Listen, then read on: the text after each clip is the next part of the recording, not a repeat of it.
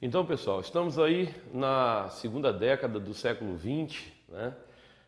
Pós Primeira Guerra Mundial, transformações geopolíticas importantíssimas, como nós já discutimos, com relação ao rearranjo das fronteiras europeias, com relação à ascensão da União Soviética, com relação aos Estados Unidos, que agora figuram como motor econômico da economia mundial, com relação ao Japão, né, saído da era Meiji, fortalecido, um Japão imperialista.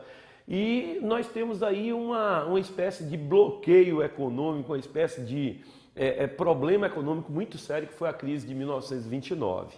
Essa crise de 29 ela tem como pano de fundo duas características bastante marcantes. A primeira característica é uma mudança tecnológica na forma de se produzir na indústria, ou seja, o Taylorismo e o Fordismo possibilitaram um aumento bastante significativo da produção industrial. Isso é uma coisa que fez com que a indústria tivesse uma velocidade de produção muito maior do que durante a primeira Revolução Industrial. Então, olha só, nós estamos na segunda Revolução Industrial, onde o Fordismo e o Taylorismo aumentam sobremaneira a produtividade e a produção industrial. Por outro lado, o liberalismo econômico, naquela fase de capitalismo monopolista, aumentou também a questão da especulação financeira, as ações foram valorizadas demasiadamente e nós tínhamos também uma questão ligada. Olha, se de um ponto de vista nós temos uma evolução técnica que produziu muito, do ponto de vista da doutrina econômica, o liberalismo que dava ao grande capital a possibilidade de manipular dados, de sobrevalorizar ações, de especulação, por outro lado nós tínhamos a questão social, ou seja, uma população trabalhadora empobrecida, uma crise que assombrava o horizonte. E isso não tardou. Em 1929, então, a crise, a quebra da Bolsa de Nova York é uma quebra da economia mundial como um todo. Então, lá nos Estados Unidos, em outubro de 29, a economia mundial sofreu um grande baque, um grande choque, é chamado crash da Bolsa de Nova York. A quebra da Bolsa de Nova York é o fim daquele modelo de gestão econômica, do liberalismo clássico, e de repente o mundo se viu à beira de um precipício. Nos Estados Unidos o desemprego crescia de forma alarmante. As empresas faliam diariamente às centenas, os bancos faliam também.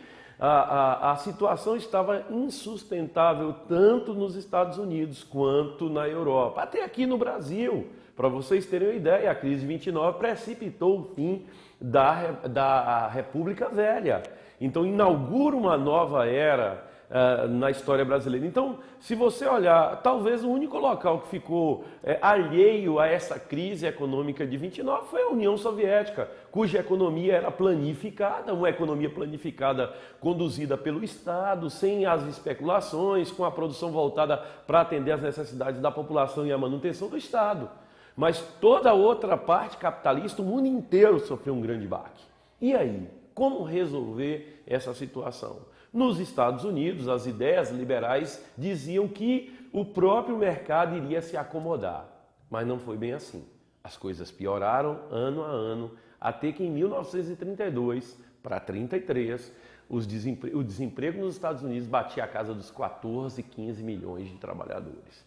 Na Europa, a ascensão de regimes totalitários como o de Mussolini, na Itália, o regime de Hitler na Alemanha e até mesmo os regimes de Salazar, né, um pouco antes lá em Portugal, os regimes totalitários garantiam uma espécie de reacomodação econômica e social, mas com privação de liberdade. Nos Estados Unidos, as ideias de Keynes, de John Maynard Keynes, produziu eco e o presidente Roosevelt, eleito em 1932, produz o chamado New Deal.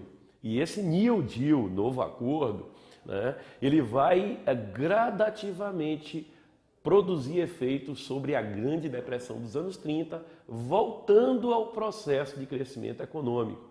Isso só vai ocorrer a partir de 36, 37. Tanto é que nesse período dos anos 30 é chamada Grande Depressão dos anos 30, advindas da crise de 29. Então, o modelo keynesiano, que vai ser conhecido como modelo do Estado do bem-estar social, onde o Estado assume uma série de funções que antes pertencia ao mercado, vai haver então uma recuperação econômica. Na Europa, os modelos totalitários, na Itália, em Portugal, na Espanha, na Alemanha, e os modelos democráticos na França, na Inglaterra, na Suécia, produziam o estado do bem-estar social. Enquanto que na Alemanha, na França, na Espanha, Portugal e Itália, os governos totalitários. Então é assim que se vence a crise de 29, só que ela produziu efeitos muito mais perversos, né? Alteração em todo esse processo. O keynesianismo veio para salvar a economia mundial naquele momento, porém, do ponto de vista geopolítico, as tensões com o soerguimento da Alemanha das cinzas da Primeira Guerra Mundial produziriam uma tormenta chamada Segunda Guerra Mundial. Quanto à Segunda Guerra Mundial, a gente vai falar numa próxima oportunidade, mas uma das causas da Segunda Guerra Mundial foi justamente os problemas mal resolvidos da Primeira Guerra e, consequentemente, a crise de 29 que produziu a ascensão desses modelos militaristas, né, expansionistas, e que, num dado momento, iria, como aconteceu em 1939, eclodir a Segunda Guerra Mundial. Então, são as dicas que nós damos para hoje.